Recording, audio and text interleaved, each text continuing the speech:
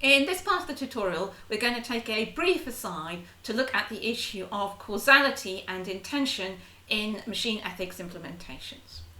So our problem is that quite a lot of ethical theories from philosophy involve the concepts of some action causing some outcome. So doing A will cause B, and even worse, what the intention of the actor was. So when C did A, they intended to cause B. And the ethical rightness of an action may depend in some theories on what C was actually trying to do.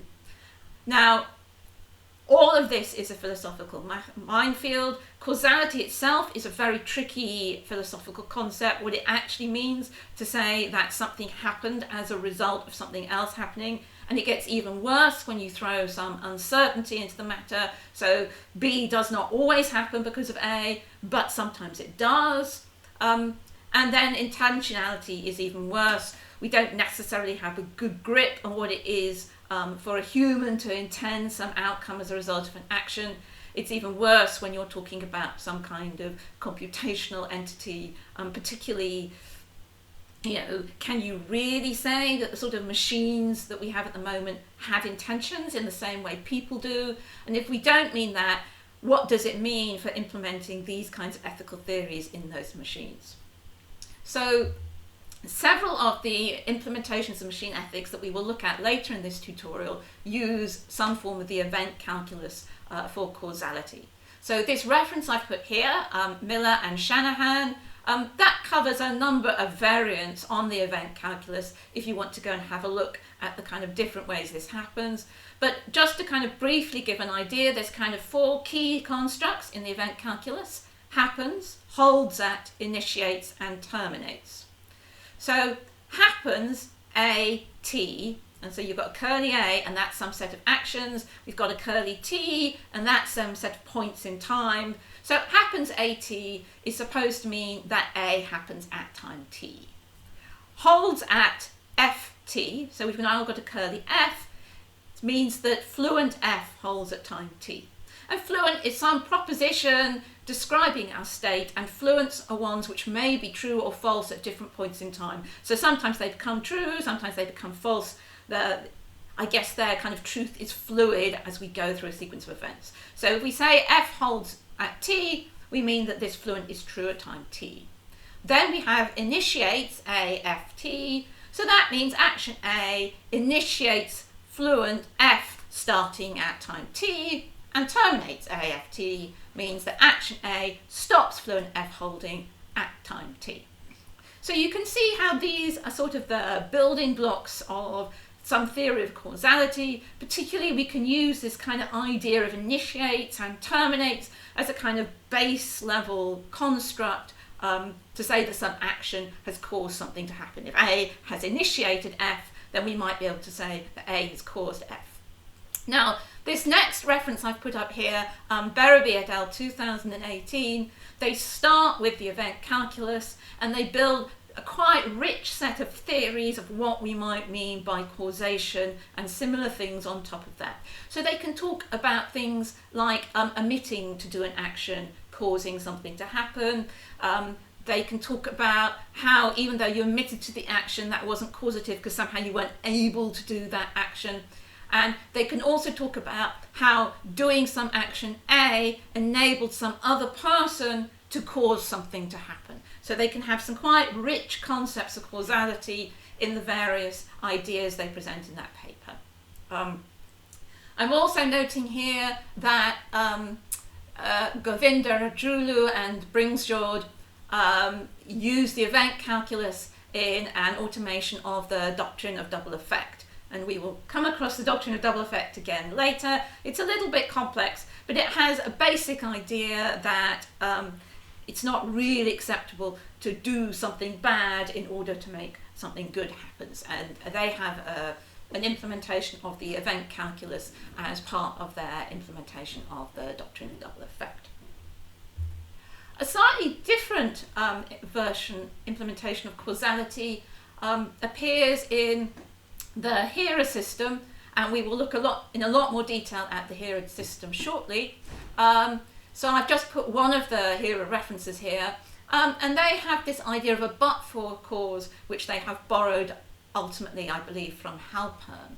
So if y is a literal, so that's a formula that is true or false, and well, it's a proposition that's either true or false, or it's a proposition or a negated proposition, and phi is a formula, then we say that y is an actual but-for cause of phi, and they have this notation with a little wiggly arrow, so y causes phi in the situation if the agent chooses option WA in model M. So what HERA does is it builds a model of the world, and it looks at different options of the world. And one of the key differences usually between the options it's looking at is which particular action you've done. So WA is a model of the world. It's a set of propositions that are true in this world, and in particular, action A is true in this model.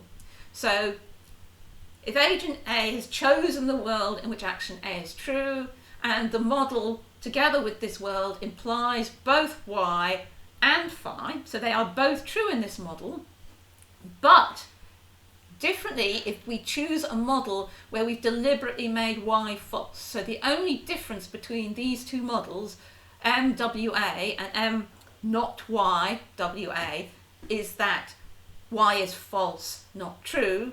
And in that world, phi is also false, so that one small change has made a knock-on effect in the way you deduce what's true in that model, so that phi is false. Then we say that y causes phi.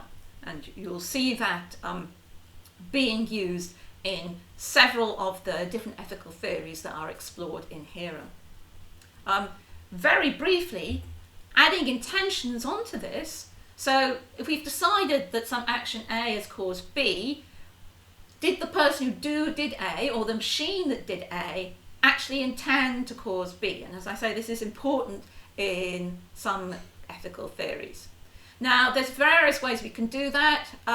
You can just simply annotate in your description of your situation that this was an intended outcome. And you see that in, for instance, quite a few of the HERA theories, which, as I've said, we'll look at later. It's a specific thing you put when you're describing the situation you're working in, that this particular thing was an intended outcome of that action. So you, as the I guess, ethical knowledge engineer, have specified what the intended outcomes of actions are. You can, of course, just assume that all modelled and deduced outcomes are intended, particularly, as I say, if you're in a computational system and what you're doing to decide if something ethical is, working through the consequences of what your choices might be. Well, you know what the consequences are, at least according to the model you're using to work this out. So you could say that pretty much anything that you've deduced will happen, you intended to happen because you knew that was going to be the case. Or you might put some bound around that. So you might say, I'm only going to look so many steps ahead from the action, and anything that happens after that I'm not going to take into account.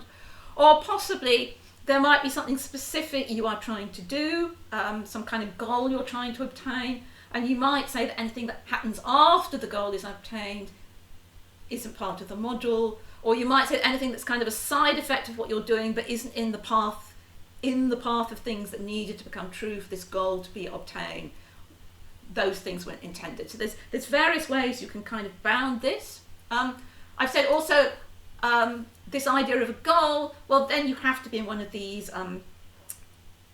ethically constrained systems, as you like, where there's some other kind of reasoning going on, and if it's goal-based reasoning, you could say, well, the goal that you were trying to achieve, that's the intended outcome, everything else is kind of a side effect. And as I note here, uncertainty doesn't help with any of this. So there are a variety of different approaches to both causality and to intentionality in the machine ethics systems that we're going to look at. I'm not really going to go into it in any more detail than I've gone into here, but I just wanted to flag up that this is a kind of big can of worms that underpins quite a lot of these implementations, and it's something that might be worth looking into.